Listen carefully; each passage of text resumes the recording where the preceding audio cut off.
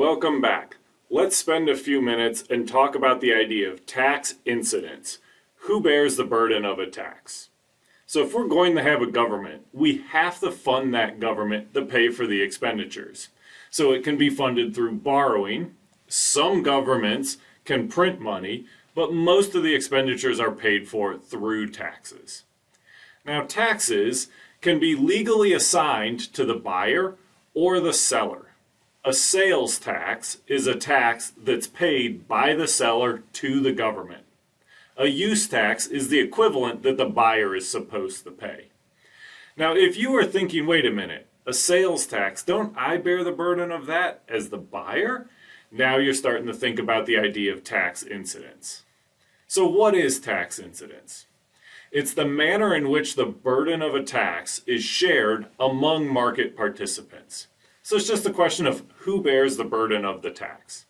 So if we think about a few examples, the gasoline tax, for example, in the short run is most likely passed on to the buyers of gasoline. The government puts a tax on gas, the gas stations simply raise the price, and that tax is then passed on to you and I.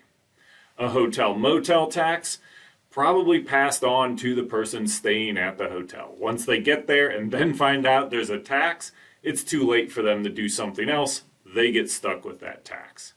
But what about the Social Security tax? It's often touted as being split between the employee and the employer. But in reality, the employer just lowers your wages by the amount of the Social Security tax. If that tax wasn't there, you'd be getting paid more. It's you that's bearing the burden of that tax, for the most part. So who bears the burden then? Which party does this fall on? Well, it depends on who can avoid the tax, who has alternatives. If you show up at the hotel only to find out that there's a tax, you don't have a lot of alternatives.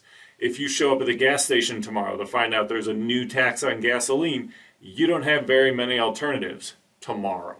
In the longer run, maybe you do, but not tomorrow. So who the tax falls on is the party that is less elastic, the more inelastic party. So this all has to do with the idea of elasticity and which party is less elastic. Now finally, surely we should think about what's the efficiency cost of a tax. So there's this old quip in economics that a sure way to get less of something is to tax it. So taxes reduce the amount of economic activity that are taking place, reduces the amount of trades that are taking place, and leads to what we call deadweight loss. But we'll talk more about elasticity and tax burden in another video, and we'll talk about deadweight loss in another video. Thank you, and we'll see you next time.